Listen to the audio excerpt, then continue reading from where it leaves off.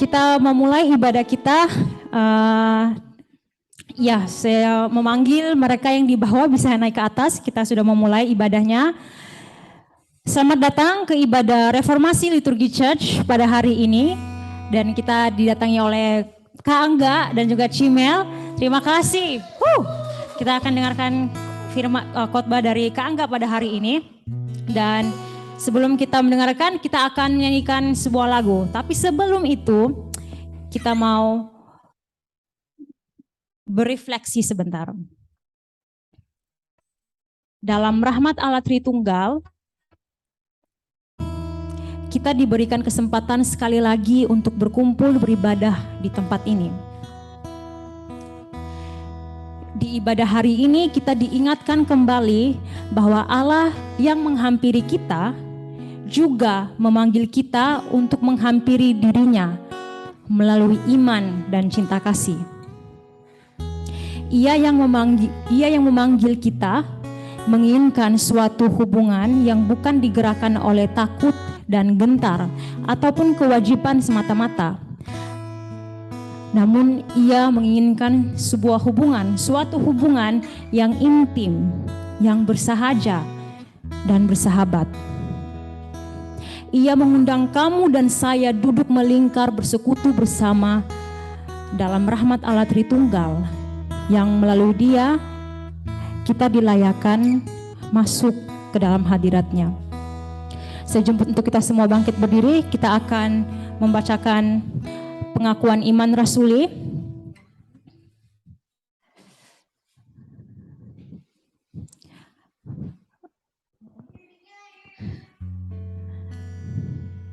Kita akan bacakan pengakuan iman rasul ini bersama-sama dengan suara yang lantang. Aku percaya kepada Allah, Bapa yang Maha Kuasa, Khalik langit dan bumi, dan kepada Yesus Kristus, Anaknya yang tunggal, Tuhan kita, yang dikandung dari Roh Kudus, lahir dari anak darah Maria, yang menderita sengsara di bawah pemerintahan Pontius Pilatus, disalibkan, mati, dan dikuburkan, turun ke dalam kerajaan maut. Pada hari yang ketiga, bangkit pula dari antara orang mati, naik ke surga, duduk di sebelah kanan Allah, Bapa yang Maha Kuasa, untuk menghakimi orang yang hidup dan yang mati. Aku percaya kepada Roh Kudus, gereja yang kudus dan am, persekutuan orang kudus, pengampunan dosa, kebangkitan daging, dan hidup yang kekal. Amin. Kita akan nyanyikan lagu pertama kita.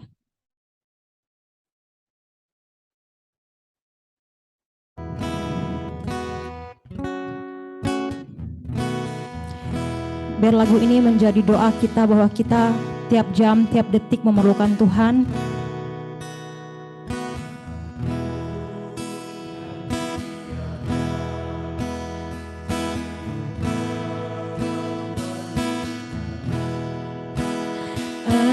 Engkaulah yang memberi sejahtera penuh setiap jam ya Tuhan, di Kau ku perlukan, ku datang juru selamat, berkatilah.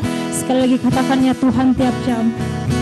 Ya Tuhan tiap jam ku memerlukan, ku memerlukan-Mu. Engkaulah yang memberi sejahtera penuh setiap jam ya Tuhan, di Kau ku perlukan, ku datang juru selamat, berkatilah.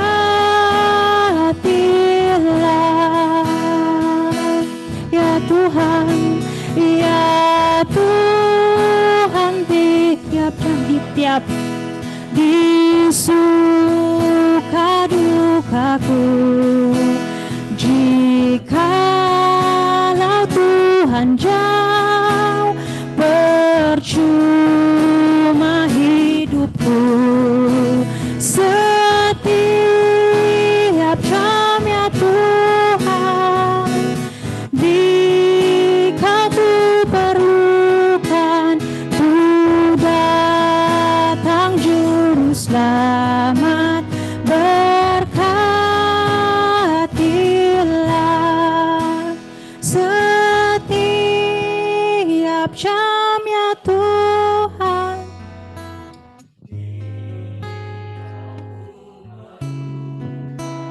Ku datang juru selamat, berkatilah.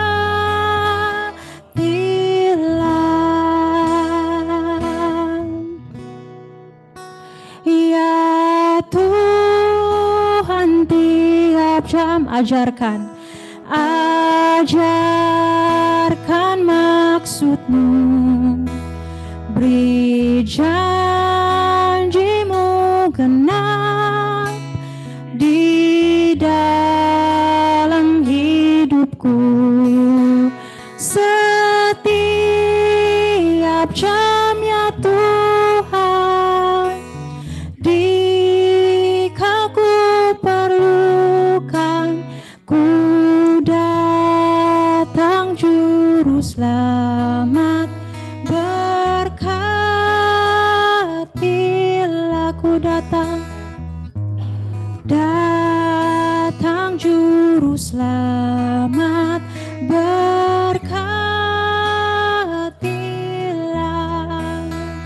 ku datang juru selamat. Berkatilah.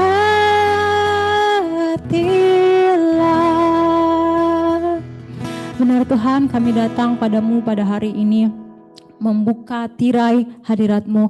Kami ingin masuk mendekati rahmat-Mu, menikmati rahmat-Mu.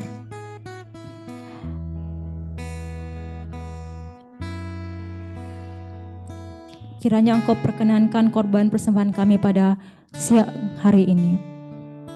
Terima kasih Tuhan, kami serahkan masa, waktu yang seterusnya ke dalam tangan-Mu, biar Engkau yang bekerja dari permulaan, pertengahan, hingga akhir. Kehendak-Mu lah yang terjadi di tengah-tengah kami. Hanya di dalam nama Bapa, Anak, dan Roh Kudus kami sudah berdoa. Amen.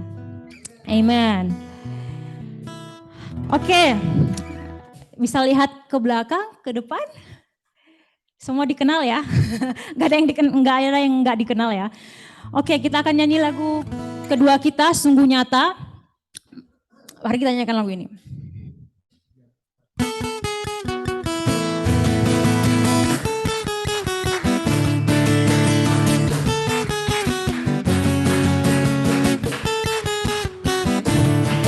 Katakan seindahnya pelangi, secerahnya mentari, secerahnya mentari. Oh, namun Kau yang terindah, hanya Kau yang termegah. Walau badai menghadang dan bumi pun bergoncang, namun Kau kan setia menjagaku selamanya. Sungguh nyata kasih-Mu di sepanjang hidupku, dengan darah-Mu Kau tebus dosaku. Amen. Sungguh nyata kasih-Mu di sepanjang hidupku, segenap hatiku hanya untuk-Mu. Sekali lagi, seindahnya pelangi. Amen. Haleluya.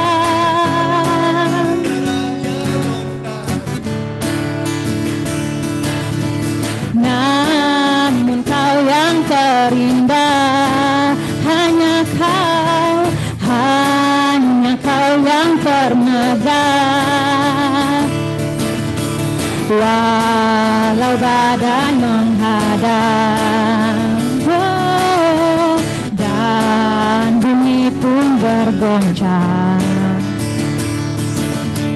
namun Kau kan setia menjagaku selamanya. Sungguh nyata kasih-Mu di sepanjang hidupku, dengan darah-Mu Kau tebus dosaku. Sungguh nyata kasih-Mu di sepanjang hidupku, segenap hatiku hanya untuk-Mu. Sungguh nyata kasih, amen, panjang hidupku, segenap hatiku hanya. Sungguh nyata kasih-Mu di sepanjang hidupku, segenap hatiku hanya untuk-Mu. Segenap hatiku hanya untuk-Mu. Segenap hatiku hanya untuk-Mu.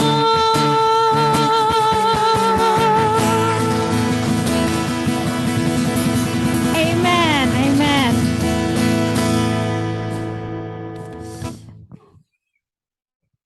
Kita akan menyembah Tuhan. Kita nyanyikan lagu ini, Engkau Alasanku Hidup.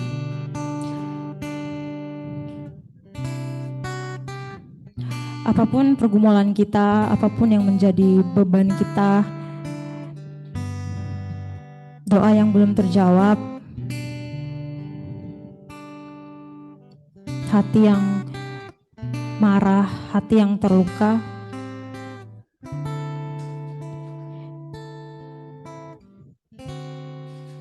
kiranya lagu ini bisa kau nyanyikan dengan segenap hatimu sebagai doa, bahwa selama kita hidup, Dialah alasan kita.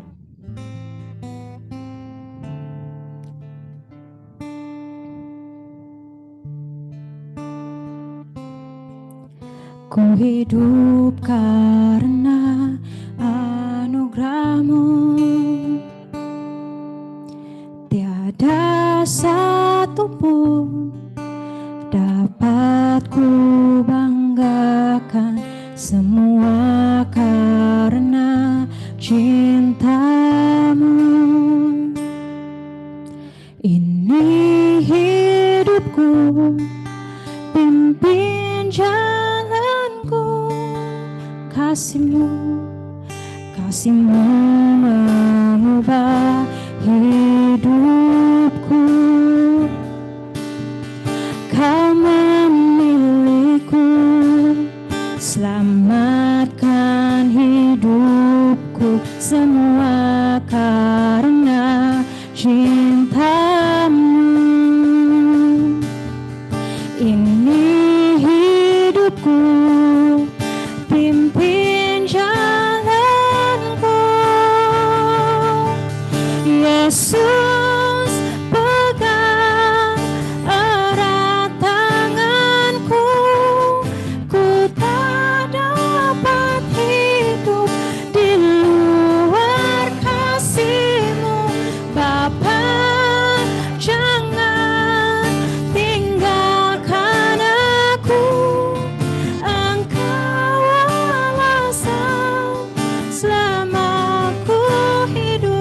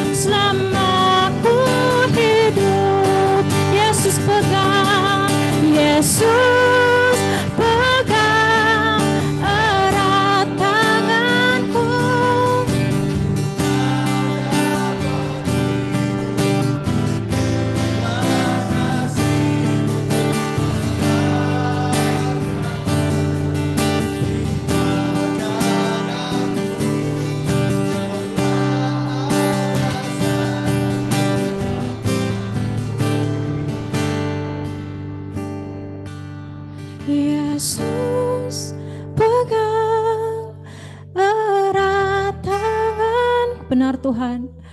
Ku tak dapat hidup. Benar Tuhan, kami tidak boleh hidup Tuhan. Bapa, jangan tinggalkan aku. Engkau awasa selama aku hidup. Yesus, pegang erat tanganku. Ku tak dapat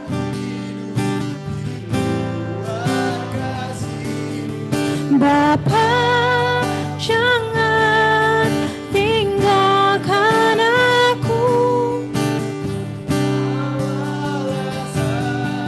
Selama aku hidup, Engkau awasa. Selama aku hidup, Engkau awasa. Selama aku hidup.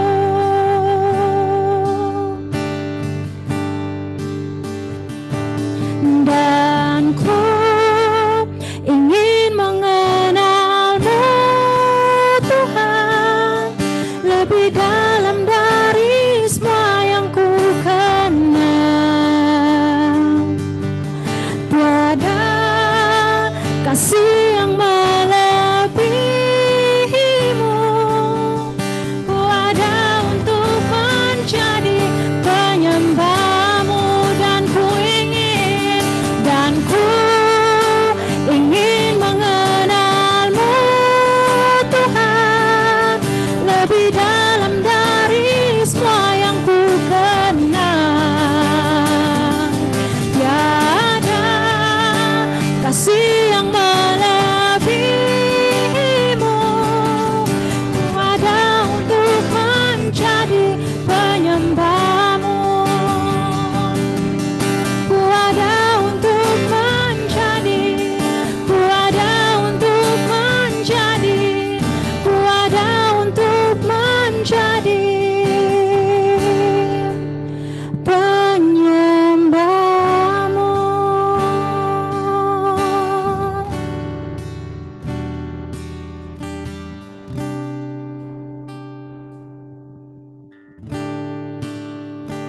Mari kita masuk di dalam momen di mana kita berefleksi untuk menyadari siapa kita di hadapan Tuhan dan siapa Tuhan di hadapan kita. Di momen ini saya mengajak kita merenungkan dua bagian Alkitab, yaitu dari Roma 7 dan Roma 8. Sekilas kalau kita baca secara sesama, kita akan menemukan ada dua kontras yang terjadi. Di Roma 7, Paulus menggambarkan kehidupannya sebagai seorang yang broken, orang yang hancur, seorang yang tahu segala sesuatu yang baik, namun tidak mampu melakukan yang baik. Namun di Roma 8, Paulus kemudian menggambarkan kehidupannya di dalam pimpinan Roh Kudus. Ada pertumbuhan iman, ada pertumbuhan hidup dan karakter yang terjadi sebetulnya.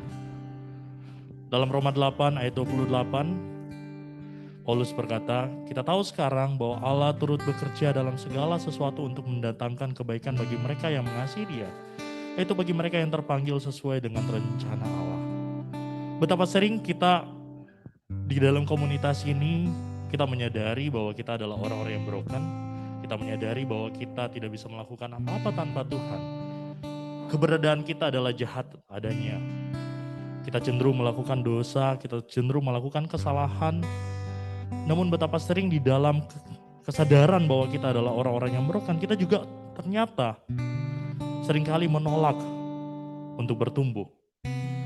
Seringkali kita menolak untuk dipimpin oleh Roh Kudus. Kesadaran kita bahwa kita broken bukanlah sebuah alasan untuk terus-menerus hidup di dalam identitas kita, di dalam kebrokennya kita, di dalam kerapuhan kita. Namun justru Alkitab menyadarkan kita bahwa di dalam kesadaran kita bahwa diri kita adalah orang-orang yang hancur, orang-orang yang tidak dapat melakukan sesuatu yang baik tanpa Tuhan. Justru momen itu menjadi satu titik tolak bagi kita untuk bertumbuh. Bertumbuh bukan karena kita yang memproduksi buah. Itu bertumbuh karena kita mengizinkan Roh Kudus yang berkarya memimpin kehidupan kita ke dalam pertumbuhan itu. Maka pertanyaannya bagi setiap kita sadar bahwa kita adalah orang yang broken, tapi sudahkah kita memberikan diri kita dipimpin, diarahkan oleh Roh Kudus? Atau justru kita menolak dipimpin oleh Roh Kudus dengan alih-alih mengatakan bahwa kita adalah orang yang broken. Inilah saya apa adanya.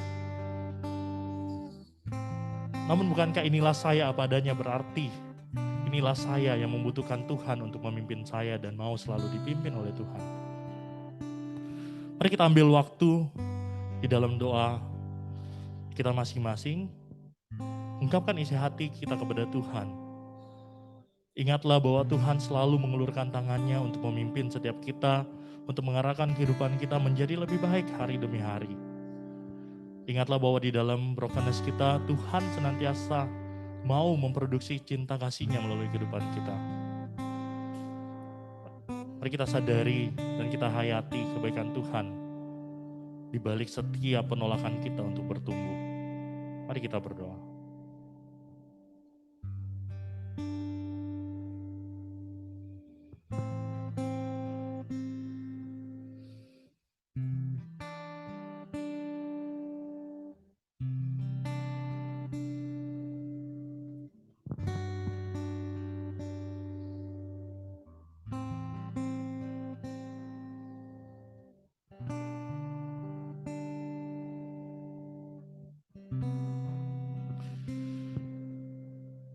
Kami datang kepadamu ya Tuhan, di dalam segala keadaan kami apa adanya di hadapan Engkau.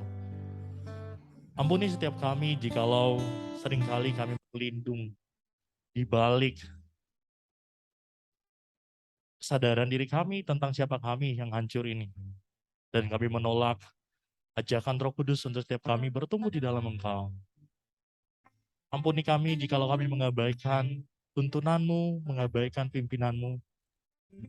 Kami sadar kami butuh Engkau Tuhan. Kami sadar kami perlu menyingkirkan setiap keangkuhan kami, bahkan kerendahan diri kami, dan mengizinkan Roh Kudus untuk mengambil alih kehidupan kami, karena kami tahu Engkau turut bekerja di dalam segala sesuatu untuk mendatangkan kebaikan. Itu yaitu sebuah pertumbuhan hidup bagi setiap kami. Tolong pimpin kami Tuhan. Ampuni kami. Inilah kami, anak-anak Tuhan yang sadar dan mau selalu dipimpin oleh Roh Kudus. Demi Kristus Yesus, kami berdoa. Amin. Mari kita dengarkan petunjuk hidup baru dari Roma 8 ayat 28 sampai 30. Kita baca bersama-sama.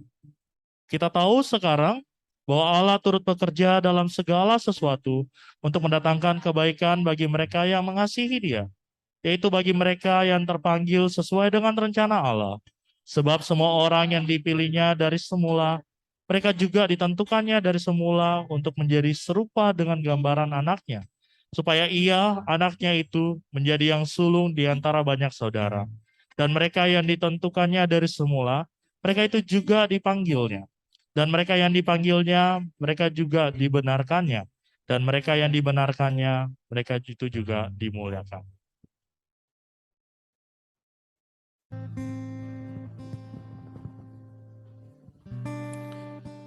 Bacaan Alkitab hari ini diambil dari Kitab Lukas, pasal 12, ayat ke-15 sampai 21. Katanya lagi kepada mereka, berjaga-jagalah dan waspadalah terhadap segala ketamakan. Sebab walaupun seorang berlimpah-limpah hartanya, hidupnya tidaklah tergantung daripada kekayaannya itu.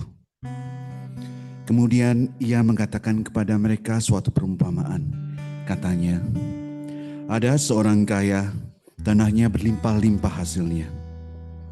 Ia bertanya dalam hatinya, apakah yang harus aku perbuat? Sebab aku tidak mempunyai tempat di mana aku dapat menyimpan hasil tanahku. Lalu katanya, inilah yang akan aku perbuat. Aku akan merombak lumbung-lumbungku, dan aku akan mendirikan yang lebih besar, dan aku akan menyimpan di dalamnya segala gandum dan barang-barangku.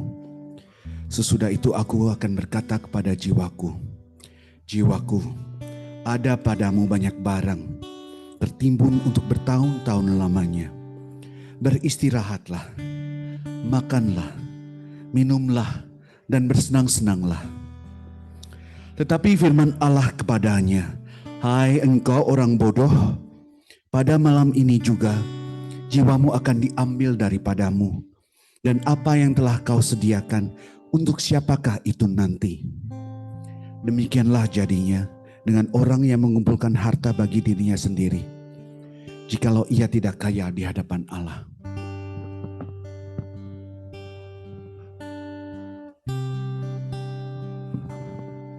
Dan ku ingin mengenalmu Tuhan, lebih dalam dari semua yang ku kenal. Tiada kasih yang melebihimu, ku ada untuk menjadi penyembahmu. Dan ku ingin mengenalmu Tuhan, semua yang ku kenal. Tiada kasih yang melebihimu, ku ada untuk menjadi penyembahmu. Ku ada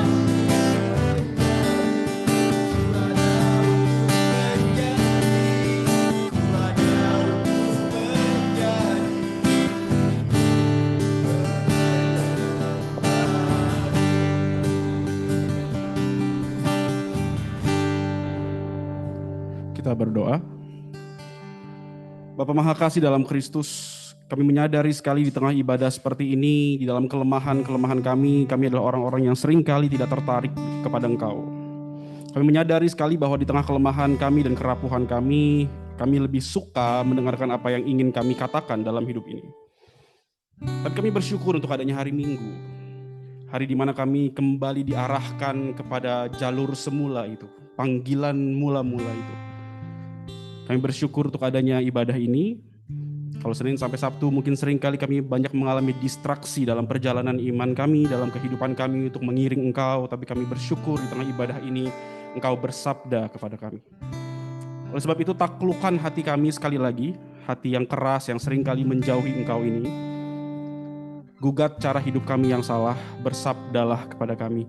Tolong hamba-Mu untuk berkata-kata sebentar lagi agar seluruh kebenaran ini berasal dari hati Allah dan menyuburkan setiap hati kami yang kering. Pimpin kami menyerahkan pemberitaan firman ke dalam tangan-Mu. Roh Kudus, beracaralah satu persatu bicara ya Tuhan. Kami percaya sekalipun firman diberitakan dari depan center stage sini, tapi Roh Kudus mampu bicara satu persatu dari hati ke hati, personal demi personal. Pimpin kami semua, demi Kristus kami berdoa, haleluya, amin. Shalom semua, silakan duduk. Senang sekali loh bisa ada di tempat ini. Terima kasih ya Kak Leni. Wow, ini sekarang hospitality-nya luar biasa loh. Kasih aplaus buat kita dulu semua. Wes. Ini kalau khotbah di RLC ini khotbah yang ditunggu-tunggu, tahu teman-teman, tahu nggak? Wes. Saya udah siapin khotbah, pas Kocan bilang khotbah ya, wes siap langsung gitu ya. Mau ada jadwal apapun siap lah RLC gitu. Gue udah siapin soalnya ya, Susi Vinky bilang, bro temanya cukup ya, itu seminggu setelah Kocan undang khotbah. Gue udah siapin temanya limpah dan multiplikasi padahal, bayangkan. Gue harus ganti khotbah dan langsung ubah dengan cukup gitu ya. By the way teman-teman yang di Zoom, itu kameranya betul ya? Hai semua. Dasa lagi sakit ya, GWS ya Dasa ya. Kita doain juga dan wah gue mau ketemu Korendi sebenarnya hari ini. Tapi selamat ibadah dari sana. Ada Tante Wanda tampaknya tadi, betul ya? Betul ya, hai Tante, shalom semua. Teman-teman sekalian, hari ini kita akan bahas sebuah hal yang menarik sekali yang saya juga gumulkan secara pribadi tentang spiritualitas kecukupan. Temanya susah ini ya. Jadi kita rangkum saja menjadi satu kata, cukup gitu ya. Dan tadi Pak Ayat thank you udah membacakan sebuah narasi yang baik sekali dari perikop Lukas 12 tadi ayat 15 sampai 21. Tapi sebelum saya mulai khotbah izinkan saya membuka sebuah pertanyaan, ada sebuah questions. Bisa Pak ini? Dor. Oh, nggak bisa lari dari sini. Oke, thank you Mon. Ya, saya ada pertanyaan buat kita semua yang perlu kita renungkan sebelum saya mulai khotbah ini, bahwa pernahkah kita berpikir apakah the problem of never enough, ya, yang seringkali orang mungkin pikir the problem of greed gitu ya, adalah sama dengan unending dimension. Atau singkatnya mungkin ada orang berkata ketidakcukupan, apakah karena kita selalu ingin mendapat lebih. Katakanlah misalnya kita dalam hal keuangan, dalam hal money, kalau kita punya gaji 3,5 juta misalnya, terus kita pengen punya gaji 5 juta someday, lalu pengen punya gaji lagi 10 juta, dan terus sampai gaji kita mungkin ratusan juta, 3 digit dan sebagainya. Dalam hal promotion juga gitu kan, ada unending dimension.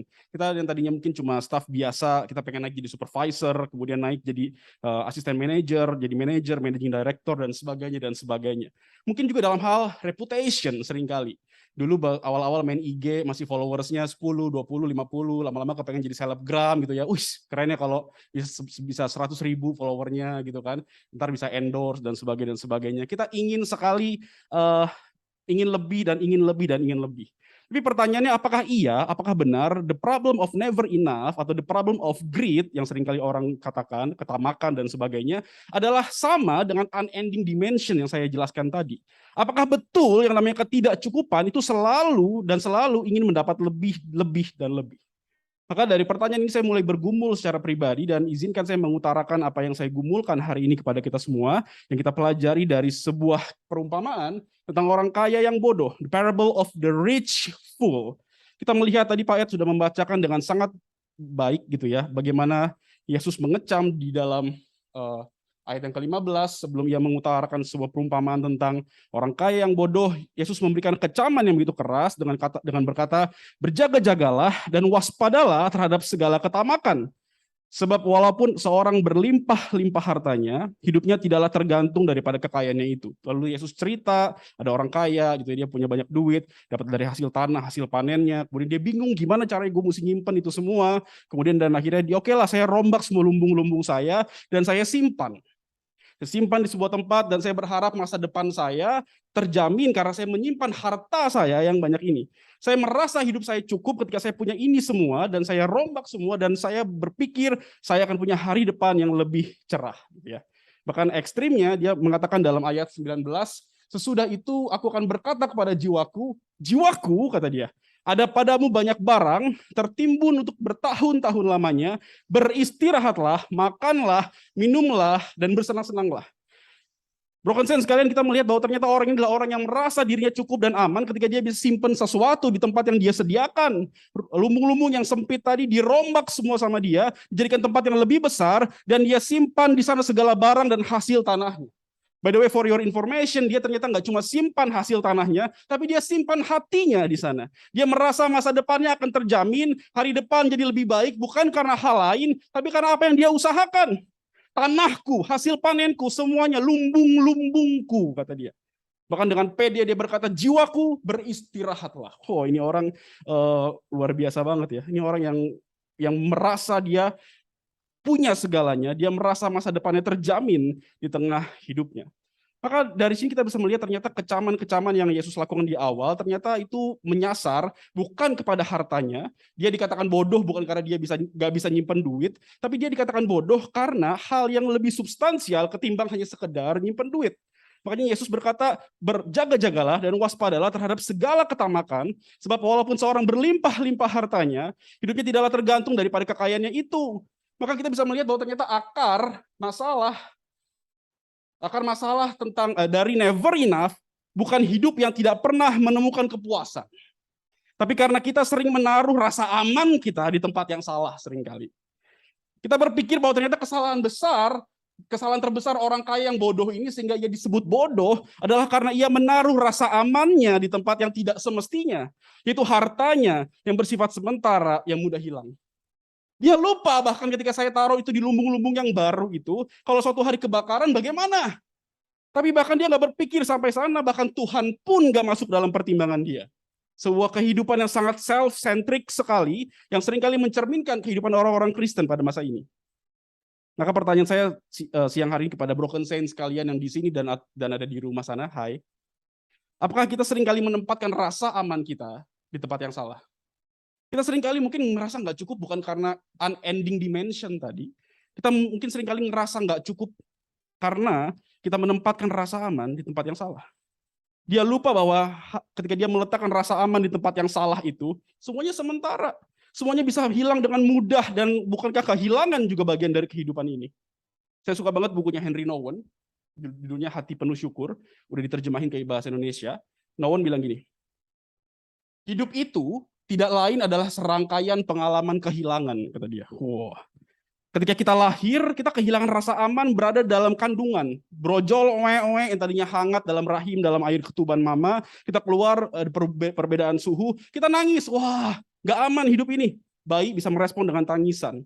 Bahkan ketika kita masuk sekolah, kita kehilangan rasa aman saat kita tinggal dalam lingkungan keluarga misalnya. Kita merasa bahwa dulu dikasih makan, digedein sama mama. Begitu masuk ke sekolah, kita berpikir, wah kita harus tinggalkan keluarga kita. Mungkin yang sekolahnya merantau keluar kota, kita bye-bye family gitu ya. Yang mungkin merantau ke Jakarta, dari Medan, dari Kalimantan, dan sebagainya. Kita kehilangan rasa aman saat kita sekolah. Bahkan ketika kita ketika kita memperoleh pekerjaan pertama kali pun dalam hidup ini, kita kehilangan kemerdekaan kita sebagai anak muda. Tadinya bisa beli segalanya, mungkin tinggal minta duit papa mama, Pak minta uang jajan, Pak, Ma minta uang jajan. Kita bisa beli ini, beli itu, nongkrong. Tapi begitu kita kerja sekarang, kita mulai mikir, oh iya duit gua gak bisa lagi minta seenaknya. Gue mulai harus menabung, gue harus simpen gaji sekian dan sekian dan sekian. Kita kehilangan masa muda kita. Bahkan ketika kita menikah, Nouwen bilang kita kehilangan kegembiraan karena tidak punya banyak pilihan. Tadinya suka TP-TP yang cowok-cowok gitu pilih ya. Wah itu kalau milih cewek, kalau rada ganteng dikit kayak Pastor CJ bisa punya banyak privilege gitu ya. Pilih cewek kan mungkin kayak nunjuk warteg itu gitu ya. Agak susah ya. Kita kehilangan kegembiraan karena begitu kita menikah, kita punya komitmen satu kepada pasangan kita dan kita udah nggak bisa lagi pilih-pilih yang lain. Dan ketika kita menjadi tua, kata Nouwen, kita kehilangan ketampanan, kecantikan, kesehatan, kebebasan fisik, dan ketika kita mati, kita kehilangan segalanya. Maka Nouwen berkata hidup ini tuh serangkaian pengalaman kehilangan sebenarnya. Dan ini yang dilupakan oleh si orang kaya yang bodoh itu, teman-teman sekalian. Maka saya mau mengajak kita melihat bahwa ketika Nouwen berkata hidup ini adalah serangkaian kehilangan, maka kesimpulannya kita itu pasti kok akan kehilangan semuanya. Kita akan dilucuti dari semua milik kita, bahkan dari tubuh kita sendiri. Dan rasanya di saat seperti itulah tidak ada yang lebih kita inginkan selain bertemu dengan Allah untuk mencacinya dan menghantamnya. Kok bisa katanya Allah yang baik? Tapi kemana ini semua? Kok lu ambil? Apalagi kalau kita lagi kehilangan secara bukan progresif tapi secara mendadak gitu ya. Lagi nggak punya lagi pengen nyicil rumah, nabung 10 tahun, lalu udah beli rumahnya, udah akad, serah terima, besoknya kena stroke mati dia. Sedih banget men. Mungkin yang promil 10 tahun married gak punya anak gitu ya. Program dokter ini ke dokter ini, bayi tabung gagal semua. Di tahun ke-11 dia berhasil punya anak. 9 bulan mengandung, begitu melahirkan, kehabisan darah, meninggal. Kayak Tuhan bercanda banget sama hidup ini. Kita mulai merasa gak ada hal yang ingin kita inginkan selain kita menghampiri Allah dan kita hantam dia dan kita caci maki dia. Seperti kita lempar kue tar ke mukanya bahkan. Mana janji lu? Katanya Allah yang baik. Broken Saints sekalian, saya ingat sekali cerita bagaimana Adrienne Jones, seorang wanita Amerika yang ingin sekali jadi dosen tetap di sebuah fakultas kedokteran terkenal di Amerika. Tapi suatu kali dia tahu itu masuk ke sana tuh susah. Nggak semua orang bisa diterima di fakultas kedokteran tersebut. Dia kerja, dia usaha, dia tes ujian gagal, dia coba lagi bertahun-tahun. Akhirnya si Adrienne Jones ini keterima di sebuah universitas yang dia idam-idamkan sebagai dosen tetap mengajar di sana, fakultas kedokteran sesuai persis yang dia inginkan. Tapi nggak lama setelah dia masuk, dia kena kanker rahim. Dia pap smear dan sebagainya, dia kena kanker rahim dan itu meruntuhkan segalanya. Dia shock. Biasanya dia ngobatin pasien, ini malah kena sendiri. Dan bukan cuma dia shock, dia terpaksa harus meninggalkan dunia akademik yang dia cintainya. Bayangkan bertahun-tahun dia buang semuanya, dia kerjain banyak hal, dia usaha mati-matian hanya agar supaya diterima sebagai dosen tetap di sebuah fakultas kedokteran tersebut. Tapi begitu dia diperiksa, dia kena kanker rahim, terpaksa dia nggak bisa kerja lagi.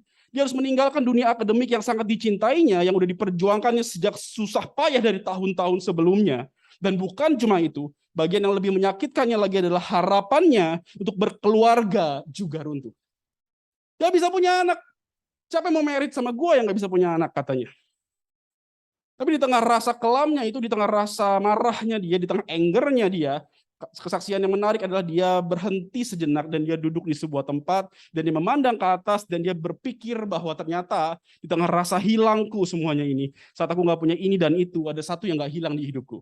Tuhan, kata dia. Menarik ya. Ini pergumulan real. Orang yang tahu bahwa hidup ini perlu dicapai dengan kerja keras, tapi begitu dia punya segalanya dan segalanya hilang daripadanya, diambil daripadanya, dia baru mikir, oh, man, gue punya sesuatu yang gak pernah hilang dalam diri gue ternyata. Apa itu? Tuhan. Dan inilah problem kita bersama, bukan? Kita mudah dan sering kali menghitung berapa yang hilang, tapi lupa menghitung berapa yang masih kita miliki. Boleh baca sama-sama? 1, 2, 3.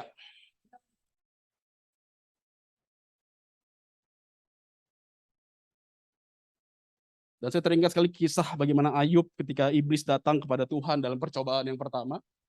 Iblis bilang, maka firman Tuhan pada iblis, nah segala yang dipunyainya ada dalam kuasamu, kata Tuhan. Hanya janganlah engkau mengulurkan tanganmu terhadap dirinya. Kemudian pergilah iblis dari hadapan Tuhan. Dan ketika semuanya hilang dalam hidup Ayub, ternyata ada lagi percobaan kedua.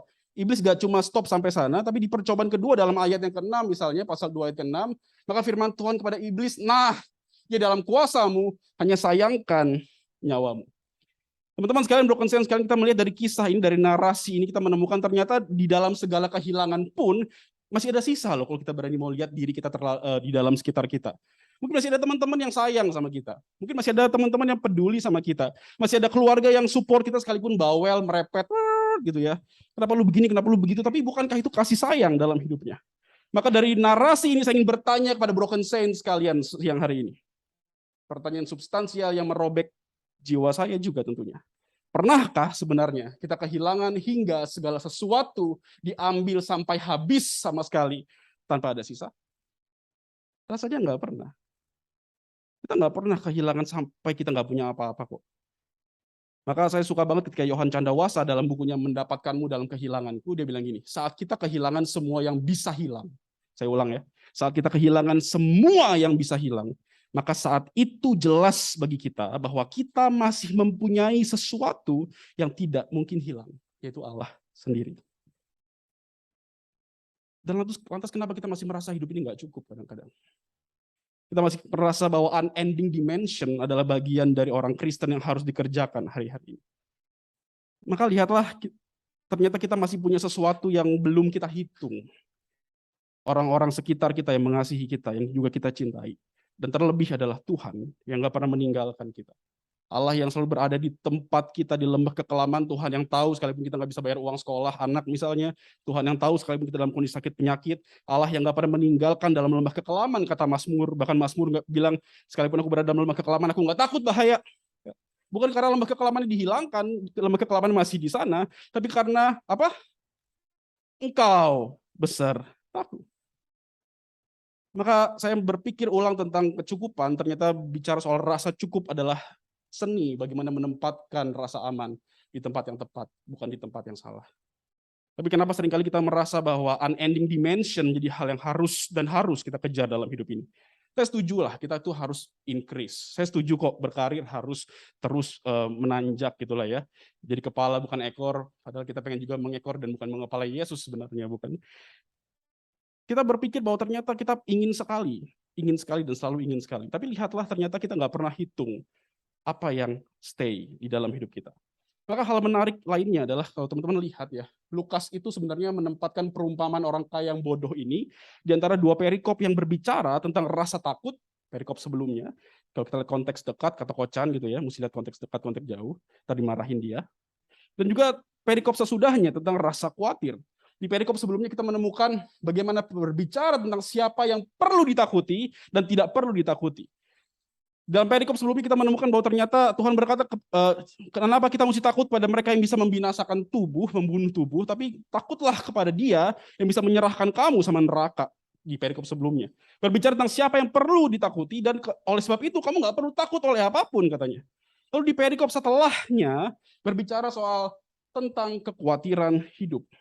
Kalau bunga bakung aja di padang ya dipelihara Tuhan, bahkan Salomo pun dalam kemegahan yang nggak pernah bisa pakai baju seindah bunga bakung. Wow, gila men. Burung gagak itu ya yang nggak menabur, tapi Tuhan pelihara dan sebagainya. Maka lihatlah dari gagasan ini, ternyata Lukas tampaknya dengan sengaja ingin memberikan counter mindset kepada kita semua. Bahwa ketika di akhirnya kita tahu bahwa orang kaya yang bodoh itu diambil nyawanya sama Tuhan, yang Pak Edi tadi sudah baca, tapi Yesus memberikan sebuah statement penutup yang menarik sekali. Demikianlah jadinya di ayat 21, demikianlah jadinya dengan orang yang mengumpulkan harta bagi dirinya sendiri, jikalau ia tidak kaya di hadapan Allah. Maka pertanyaan terbesarnya adalah apa arti kaya di hadapan Allah kalau gitu? Maka di perikop selanjutnya kalau kita perhatikan baik-baik ketika Tuhan berbicara tentang rasa khawatir dan rasa aman di sana, dia memberikan sebuah konklusi yang menarik, yaitu tetapi carilah kerajaannya, maka semuanya itu akan ditambahkan juga kepadamu. Janganlah takut, hai kamu kawanan kecil, kita semua berarti, karena Bapamu telah berkenan memberikan kamu kerajaan itu.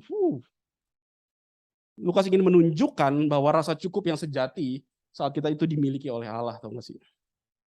Bukan karena kita bisa memiliki sesuatu seperti yang orang kaya itu pikirkan. Gue rombak semua lumbung gue, jadiin besar, simpen semuanya, masa depanku pun terjamin, kata dia.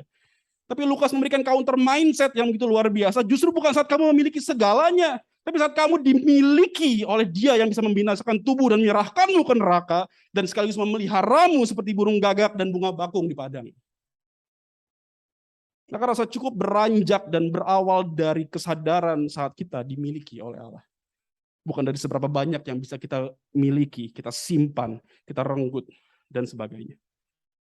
Saya suka banget ketika Jeremy Burroughs bilang, the reason why you do not have contentment in the things of the world is not that you do not have enough of them. The reason is that they are not things proportional to that immortal soul of yours that is capable of God Himself. Yeremia berkata bahwa lihatlah ini hal yang seringkali nggak proporsional. Kita bukannya ngejar Tuhan, tapi mencoba mengisi immortal souls kita atau jiwa kita dengan things, hal-hal yang ada di dunia ini. Dan itu nggak proporsional, kata Yeremia Burroughs. Maka jiwa itu sebenarnya ya, kalau kita bicara immortal souls, dia mengatakan bahwa jiwa itu akan enough, akan cukup, bukan karena pengejaran dunia ini, tapi memang jiwa kita diciptakan untuk quote and quote menampung Tuhan. Jiwa kita diciptakan untuk menampung Tuhan. Dan memang Dialah sumber kecukupan kita. Di hadapannya lah kita menerima dan merasakan rasa cukup yang sesungguhnya dalam hidup ini. Bukan lagi disimpan seperti orang kaya yang bodoh tadi. Faktanya kita nggak pernah cukup kok dalam unending dimension kita. Punya satu pengen punya dua, punya 5 pengen punya 6, dan sebagainya, dan sebagainya. Tapi saat kita dimiliki oleh Allah, dan lihatlah hanya Allah lah yang memang mampu mengisi setiap kekosongan dalam diri kita. Maka izinkan saya memberikan pertanyaan terakhir bagi kita semua. Tadi di awal khotbah saya kasih pertanyaan, di penutup khotbah saya kasih pertanyaan bagi kita semua. Yang pertama, kalau begitu, kalau rasa cukup atau rasa aman harus ditempatkan pada tempat yang tepat, kalau gitu apa yang boleh ada di hidup kita sekarang? Dan yang kedua, apa yang nggak boleh ada di hidup kita? Dan yang ketiga, apa yang nggak boleh nggak ada di hidup kita? Teman-teman mungkin bisa isi di rumah. Ini pertanyaan yang saya tanyakan beberapa tahun lalu di akhir tahun ketika saya sedang bergumul banyak hal di hidup saya. Apa yang nggak boleh ada di hidup saya? Apa yang nggak boleh ada di hidup saya? Dan yang terakhir, apa yang nggak boleh nggak ada di hidup saya? Kita mungkin terampil membuat resolusi akhir tahun yang sangat bagus. Oh, tahun depan gue pengen ini. Wah, kalau rada-rada karismatik, gue pengen jemaat gue 1000 gitu ya, ditulis nominalnya. Terus dikasih amin tanda seru. Dan sebagainya, dan sebagainya. Kita mungkin pandai menulis resolusi yang bagus tahun depan, tapi kita lupa memikirkan yang paling substansial. Bicara kecukupan bukan soal memiliki banyak hal, tapi soal dimiliki oleh Tuhan. Dan oleh sebab itu, apa yang boleh ada di hidup kita? Kalau kita dimiliki oleh Tuhan, apa yang nggak boleh ada di hidup kita? Dan apa yang tidak boleh tidak ada di hidup kita? Kita bangkit berdiri, kita berdoa. Di sini boleh nyanyi nggak sih di RLC? Boleh nyanyi ya? Boleh ya?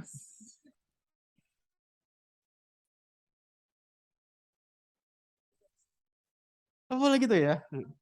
Luar biasa. Tahu lagu ini? It's only by your grace that I could live today, forever I will praise your name. Apa itu? Thank you. Yes. Ayo kita datang sama Tuhan. Come on. Thank you, Jesus.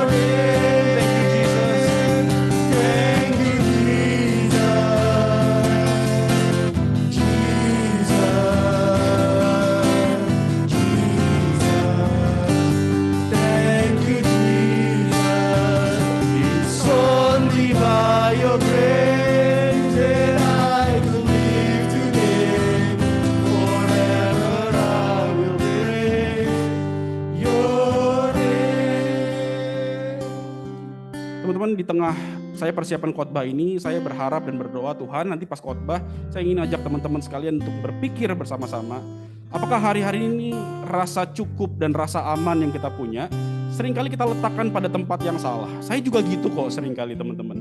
Ketika saya prepare khotbah ini, saya merasa iya ya, gue tuh seringkali meletakkan rasa aman diriku di tempat yang gak semestinya. Tempat yang fana, yang gampang mudah kebakar, yang hancur. Dan lihatlah bahwa Tuhan mengingatkan kita pada siang sore hari ini bahwa kita orang-orang yang dimiliki Tuhan. Bahwa immortal soul kita, rasa aman, rasa cukup kita cuma bisa pas diisi oleh tangan, muka, kaki, bentuknya Yesus pelak di hidup kita. Allah yang memiliki kita. Lantas kenapa kita masih meletakkan rasa aman dan rasa cukup kita di tempat yang lain hari-hari ini? Sadarkah kita bahwa kita seringkali meletakkannya di tempat yang salah? Kita meletakkannya di tempat sampah yang sebentar akan berlalu. Saya mau lagu ini boleh jadi refleksi pribadi kita hari ini. Jangan-jangan kita udah lama gak bilang thank you sama Tuhan. Kita cuma nuntut tanpa berkata dari hati yang paling genuine. It's only by your grace, tahu gak sih? Kalau kami bisa ada hidup pelayanan, kalau hari ini dipakai Tuhan keluar dari tempat ini, saya gak yakin besok masih khotbah lagi apa enggak, I don't know. Please pray for me. Kalau hari ini dipakai Tuhan, kalau hari ini masih bisa hidup, masih diberkati Tuhan, bukan gak semuanya anugerahnya, karena kita dimiliki olehnya. Mari angkat lagu ini sekali lagi dari hati kita terdalam, biarkan jadi refleksi pribadi kita sebagai ucapan syukur kepada Tuhan. Thank you Jesus, it's only by your grace. Jesus, Oh, we know it. Jesus, thank you Jesus, it's only by your grace that I could live today, forever I will praise. Dalam bahasa Lord, terima kasih Yesus. Terima kasih Yesus, Yesus, terima kasih. Hanya anugerah-Mu, Hanya anugerah-Mu buat hidupku sekarang, bukan menuju selamanya, bukan memujimu selamanya, bukan memujimu selamanya. Tuhan, hari ini kami datang di hadapan tahta-Mu yang kudus, agung, yang tak tergoyahkan oleh apapun. Kami bawa seluruh rasa aman kami yang seringkali kami letakkan di tempat yang salah. Kami persembahkan di kaki-Mu, Guru Agung kami, Yesus Kristus. Pimpin jalan kami, pimpin langkah kami ke depan kalau seringkali kami keluar dari covenant-Nya Tuhan. Jalur rencana semula itu, tapi biarkan siang ini kami memandang glimpse itu. Thank you buat kesempatan yang baru. Thank you buat reminder. Kami percaya Tuhan gak pernah pukul kami, Tuhan tepuk pundak kami dan berkata, nak, kembali ke hadiratku. Dan kami merespon firman-Mu siang ini. Demi Kristus kami berdoa. Amin.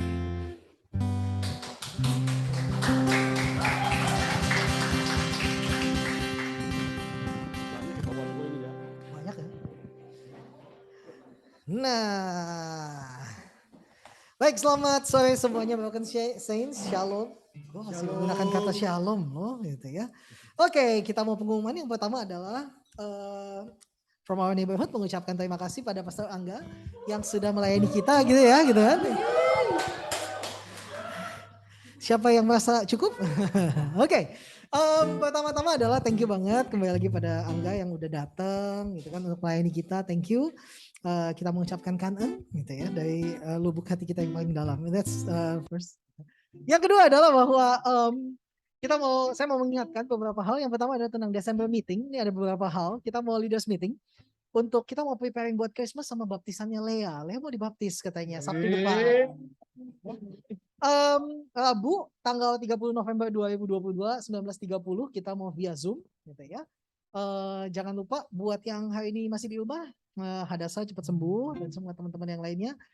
Kita mau preparing buat Christmas sama baptisannya Lea, jangan lupa itu tentang itu. Lalu kita mau ada baptisan gitu ya. Sabtu 3 Desember itu jam 2 siang di Pondok Indah, ada teman kami yang punya kolam renang di sana dan dia udah oke, dan anaknya juga mau dibaptis gitu. Jadi kita akan baptis 2 orang. Sekalian kita mau ini ya, kita mau kenapa kita prepare tentang baptisan agar kita bisa next time kalau kita baptis orang lagi, kita punya ritualnya LLC mau ngapain sih gitu kan tentang hal itu gitu ya.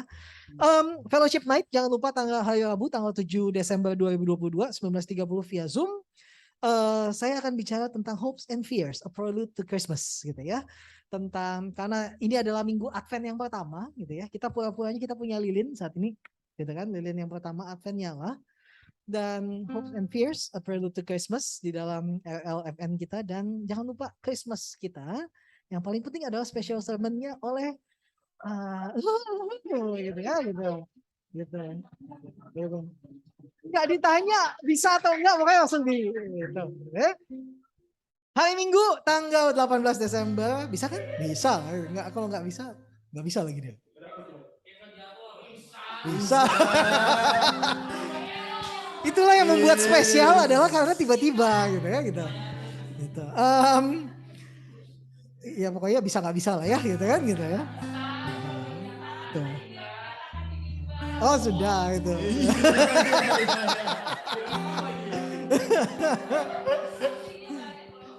Saksinya banyak gitu ya.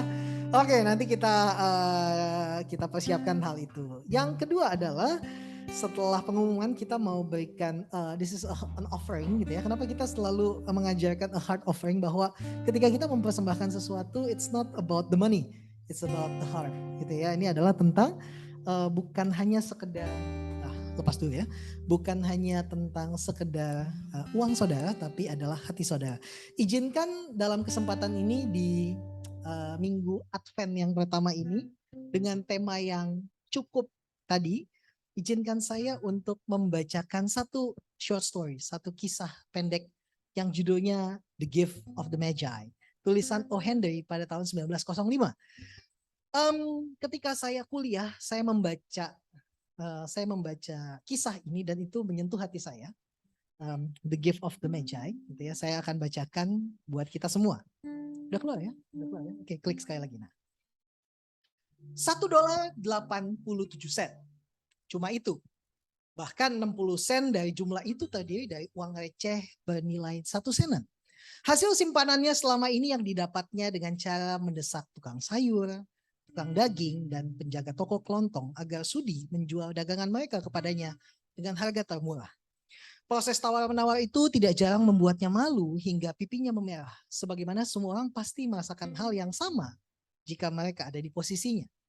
$1.87, lebih sial lagi besok adalah hari Natal. Apa yang bisa ia lakukan kecuali menghempaskan tubuhnya ke atas sofa kecil nan butut sambil menangis terseduh-seduh. Hanya itu yang terpikirkan olehnya. Ternyata beginilah kehidupan anak manusia pikir Della. Bukan Dila ya, Della. Setiap hari diisi oleh isak tangis dan tawa, meski ia kini yakin isak tangis lebih dominan dibandingkan tawa. Sementara sang nyonya rumah menumpahkan air matanya, mari kita lihat seperti apa tempat tinggalnya. Sebuah flat berisikan perabotan secukupnya dengan harga sewa $8 per minggu. Meski deskripsi tersebut tidak mencerminkan kehidupan seorang pengemis, tapi tampilan flat yang ia tinggali tak beda jauh dibandingkan dengan kediaman kumuh. Ini kayak diusun Cinta Kasih Seci kayaknya, gitu, kurang lebih ya gitu. Di lobi gedung terdapat ruangan kecil yang menyimpan sejumlah kotak surat. Walaupun jarang ada surat yang masuk, di atas kotak surat milik Della terselip sebentuk kartu bertuliskan Tuan James Dillingham Young. Nama Dillingham memang sengaja diikutsertakan supaya terdengar seolah mereka adalah pasangan terhormat. Apalagi saat mereka pertama menempati flat tersebut, suami Della memiliki penghasilan mapan sebesar $30 per minggu. Sejak penghasilan suaminya menyusut jadi $20 per minggu, sederetan huruf yang mengeja nama Dillingham pun berangsur buram. Seakan huruf-huruf tersebut juga merasakan kesulitan yang dialami si punya nama. Namun dihimpit oleh kesulitan macam apapun, setiap kali Tuan James Dillingham Young pulang ke rumah, Nyonya James Dillingham Young, yang tak lain ada Della, selalu memanggilnya mesra dengan sebutan Jim dan menyambutnya dengan pelukan hangat. Dari keterangan ini bisa disimpulkan bahwa terlepas dari masalah uang, rumah tangga mereka cukup harmonis. Setelah tangisnya reda, Della menghapus jejak air mata di pipinya dengan sehelai kain. Ia berdiri di dekat jendela dan menatap pasrah ke arah seekor kucing berwarna abu-abu yang sedang berjalan di atas pagar. Berwarna sama di dalam pekarangan bernuansa serupa. Besok adalah hari Natal dan Della hanya memiliki uang sebesar $1.87 untuk membeli hadiah Natal bagi suaminya. Sudah berbulan-bulan ia menabung semampunya, tapi hasilnya sungguh mengecewakan. Pendapatan suaminya yang hanya $20 seminggu tidak menyisakan banyak untuk ditabung, karena pengeluaran mereka selalu melebihi perkiraannya. Bukankah memang demikian begitu adanya bagi setiap orang? Apa yang bisa didapatnya dengan uang $1.87? Della berpikir keras, hadiah apa yang layak diberikannya untuk Jim, seorang suami yang sangat ia cintai. Hari-hari sebelumnya ia masih sempat membayangkan banyak hal yang ingin ia hadiahkan pada Jim. Sesuatu yang unik dan berkualitas tinggi, atau sesuatu yang mengkilat, apa saja yang mencerminkan rasa sayangnya. Di dalam ruangan itu terlihat sejumlah cermin hias yang terpasang vertikal di antara bingkai jendela. Agak aneh memang menemukan cermin hias semacam itu di dalam flat seharga $8 per minggu. Tapi bukan berarti tidak mungkin. Bagi orang yang bertubuh langsing, mereka bisa mematut diri di depan cermin berbentuk panjang dan sempit tersebut, seperti Pak Edi, gitu kan ya, gitu. Karena postur tubuhnya yang ramping, Della sudah terbiasa berkaca di sana. Masih memikirkan kado apa yang akan ia berikan untuk Jim, Della pun beralih ke salah satu cermin hias dan memandangi refleksinya sendiri. Kedua matanya bersinar terang, namun dalam kurun waktu 20 detik, wajahnya lantas memucat. Terburu-buru ia menggelai rambut panjangnya dan menatap sosoknya yang indah. Harus Anda ketahui hanya dua hal di dalam dunia ini yang sangat berarti bagi pasangan Tuan dan Nyonya James Dillingham Young. Pertama, jam saku yang terbuat dari emas dan merupakan warisan turun-temurun dalam silsilah keluarga Jim. Kedua, rambut Della. Apabila Ratu Sheba tinggal di seberang flat yang ia tempati bersama Jim, maka Della tak akan sungkan-sungkan menggerai rambut panjangnya itu keluar jendela dan menyaingi semua kekayaan milik sang ratu. Dan apabila Raja Salomo adalah seorang pekerja kasar yang bertugas membersihkan lorong-lorong gedung tempat mereka tinggal dengan harta melimpah yang tersimpan di dalam ruang bawah tanah gedung, maka Jim pasti akan mengeluarkan jam emasnya setiap kali ia melewati ruangan itu dan membuat sang raja mengelus janggut karena iri. Rambut Della tergerai bak gelombang air sungai yang berwarna kecoklatan gemerlap diterpa sinar matahari. Panjang rambutnya luar biasa sampai ke lutut dan dari kejauhan tampak seperti kain yang menutupi lekuk tubuhnya. Della tidak membuang waktu untuk mengikat rambutnya. Gugup, air matanya menetes ke atas karpet merah yang sudah usang dan ia merasakan getaran hebat memasuki dirinya. Secepat kilat Della meraih jaket dan topinya dengan mata yang masih bersinar terang. Ia bergegas keluar dari tempat tinggalnya dan menuruni tangga gedung sebelum mereka menyusuri jalan besar. Langkahnya terhenti di depan toko yang menampakkan sebuah papan pengumuman berbunyi Nyonya Sofroni menyediakan hiasan rambut macam apa saja. Della berlari menuruni tangga toko, napasnya memburu. Seorang wanita bertubuh besar dengan kulit putih pucat menatap Della dengan ekspresi dingin. Sama sekali tidak mencerminkan seorang nyonya. Sudikah Anda membeli rambut saya? Tanya Della. Saya memang bergerak di bidang jual beli rambut, kata sang nyonya. Lepas topimu dan mari lihat apa yang bisa saya beli. Segampang itu rambut yang menyerupai riak air sungai berwarna coklat pun jatuh tergerai. Mempesona. $20, kata sang nyonya. Mengecek untayan rambut Della dengan jemari yang handal. Ya sudah, cepat ambil, kata Della. 2 jam kemudian, Della seolah berada di atas awan. Ia mengobrak-ngabrik setiap toko demi mencari hadiah yang spesial untuk Jim. Akhirnya ia pun menemukan pilihannya. Semua toko sudah dikunjunginya dan ia baru mendapatkannya sekarang. Serangkaian rantai jam saku yang terbuat dari logam platinum dengan model sederhana namun elegan. Bukankah segala hal yang unik dan berharga selalu mempunyai ciri-ciri seperti itu? Begitu Della menempatkan pilihannya, ia yakin bahwa ia telah membuat keputusan yang tepat. Rantai itu sangat pantas dilekatkan pada jam saku milik suaminya. Bahkan modelnya mengingatkan Della akan kepribadian Jim yang pendiam dan berhati mulia. Ia menghabiskan uang sebanyak $21, sehingga yang tersisa di sakunya tak lebih dari 87 sen. Dengan rantai yang dibelinya, kini Jim bisa berbangga hati saat mengeluarkan jam saku warisan orang tuanya di depan siapa saja. Walau jam itu terlihat mewah, Jim sering menggunakannya secara diam-diam agar tidak dilihat orang. Malu karena talinya yang sudah lawas dan lama tidak diganti. Saat Della tiba di rumah, rasa senang yang meliputi dirinya menyingkirkan kekhawatiran yang ia miliki tentang beban kebutuhan rumah tangga mereka. Ia mengeluarkan alat pengeriting rambut, menyalakan gas pemanas, dan mulai menata rambutnya dengan sukacita. Harus Anda ingat, ini bukan praktek yang mudah bagi seorang wanita. Dalam waktu 40 menit, kepalanya dimahkotai oleh gulungan-gulungan rambut kecil. Ia menatap refleksi wajahnya di cermin dengan seksama, mencari-cari kejanggalan di sana. Mudah-mudahan Jim tak akan marah begitu ia melihatku, pikir Della. Tapi kalau aku tidak menjual rambutku, apa yang akan kulakukan dengan uang senilai $1.87? Pukul 7, Della telah menyiapkan kopi hangat dan meletakkan penggorengan di atas kompor. Menunggu sampai Jim pulang sebelum mulai memasak potongan daging bistik untuk makan malam mereka. Jim bukan tipe orang yang suka telat. Sebentar lagi ia pasti pulang. Della menatap rantai jam saku yang ada di atas telapak tangannya sambil duduk di sudut meja tak jauh dari pintu flat yang mereka tinggali, menghitung menit yang berlalu. Kemudian ia mendengar langkah kaki Jim menaiki tangga gedung. Kontan saja wajah Della berubah pucat. Jikalau biasanya ia suka mengucap doa dalam hati untuk hal-hal sepele, kali ini ia berisik, ya Tuhan tolonglah, mudah-mudahan ia masih menganggapku cantik. Pintu mengayun terbuka, Jim melangkah masuk dan menutupnya. Entah kenapa ia tampak lebih kurus dari biasanya dengan wajah tirus dan serius. Kasihan sekali, usia pemuda itu baru 22 tahun, tapi sudah dibebani oleh tanggung jawab keluarga. Jaketnya terlihat usang dan ia tidak mengenakan sarung tangan. Jim menghentikan langkahnya di balik pintu, berdiri membeku. Matanya terpaku pada Della, namun Della tidak bisa membaca ekspresi suaminya. Hal ini membuat Della takut setengah mati. Di wajah yang ia cintai ada sebuah emosi yang tidak Della mengerti. Bukan amarah, bukan rasa terkejut, bukan rasa khawatir, bukan rasa tidak setuju, dan bukan juga emosi-emosi lain yang sudah diantisipasi Della. Jim hanya menatapnya dengan ekspresi aneh. Della menjauh dari meja dan menghampiri suaminya. Jim sayang, tangisnya. Jangan menatapku begitu. Aku harus memangkas rambutku dan menjualnya karena aku tidak bisa merayakan hari Natal tanpa memberimu hadiah. Nanti juga rambutku akan tumbuh lagi. Kau tidak keberatan kan? Aku harus melakukannya tadi, tapi rambutku cepat tumbuh kok.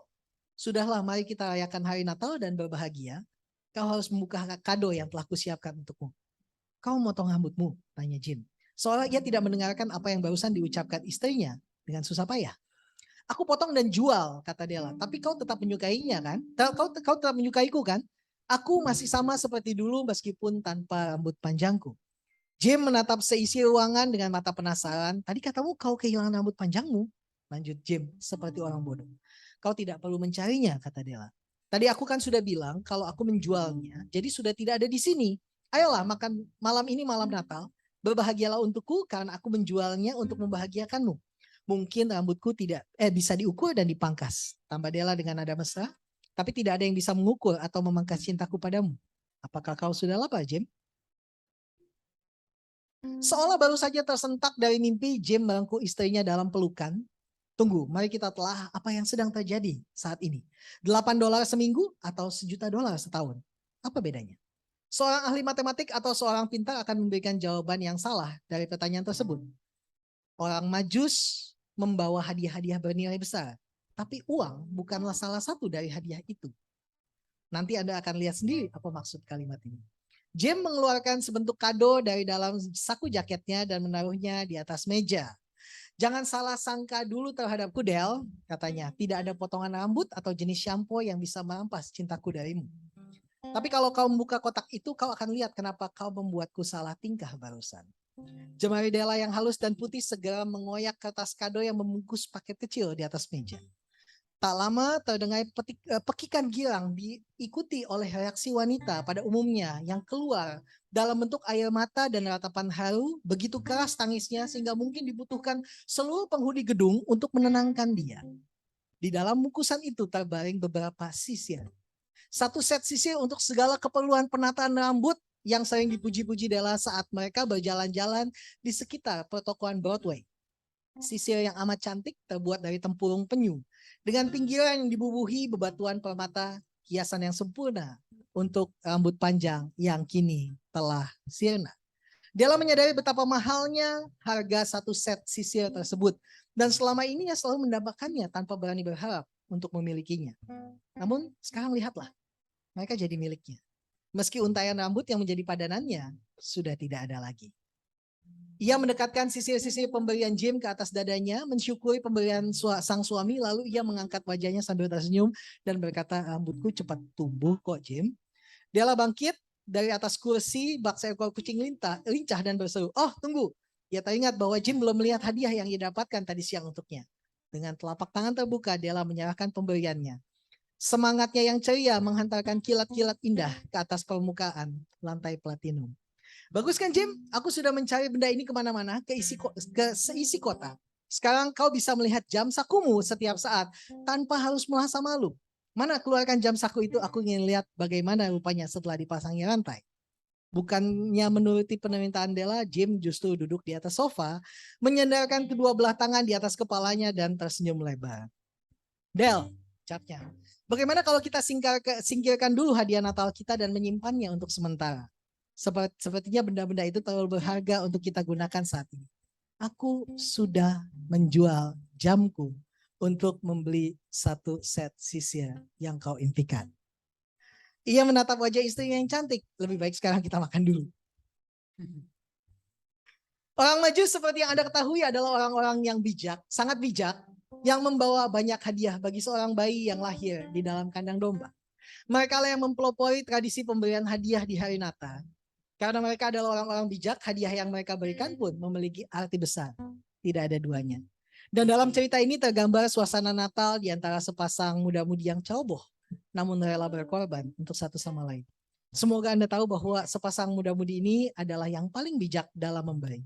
Ingatlah pepatah orang bijak, mereka yang rajin memberi, maka akan banyak menerima. Orang-orang yang murah hati yang sering memberilah, yang terkenal akan kebijakannya. Orang-orang ini disebut sebagai orang-orang Majus. Maafkan saya karena lama ceritanya, tapi saya pikir hal itu bisa memberikan kita satu momen bahwa yang kita berikan kepada Tuhan bukan hanya sekedar uang kita, tapi yang kita berikan adalah hati kita. Berikut adalah nomor yang bisa digunakan untuk persembahan. Dan mari kita mengakhiri ibadah ini. Saya mengundang Broken Sense untuk bangkit berdiri. Kita tutup. Apa lagunya?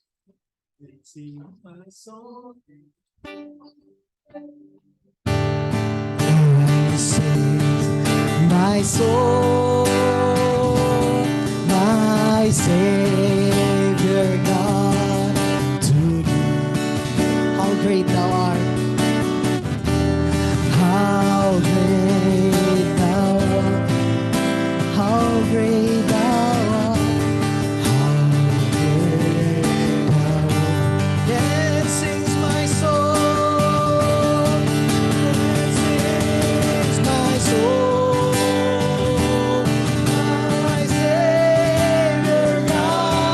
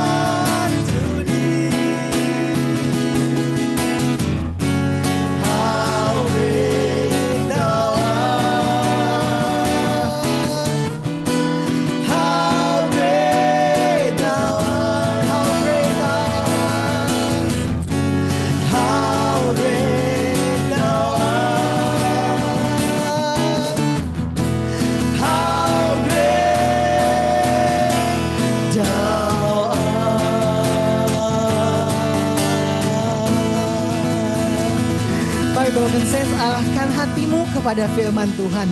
Ulangan pasal 28 ayat yang pertama sampai dengan ayat yang ketiga mengatakan, jika engkau baik-baik mendengarkan suara Tuhan Allahmu dan melakukan dengan setia segala perintahnya yang kusampaikan kepadamu pada hari ini, maka Tuhan Allahmu akan mengangkat engkau di atas segala bangsa di bumi. Segala berkat ini akan datang kepadamu dan menjadi bagianmu jika engkau mendengarkan suara Tuhan Allahmu. And listen to this traditional Irish blessings. May the road rise to meet you. May the wind be always at your back. May the sun shine warm upon your face. The rains fall soft upon your fields. And until we meet again, may God hold you in the palm of his hand. Diberkatilah engkau demi Kristus Yesus Tuhan dan Juru Selamat. Kami berdoa dan kami mengucap syukur. Semua yang mengasihi Tuhan sama-sama kita katakan amin.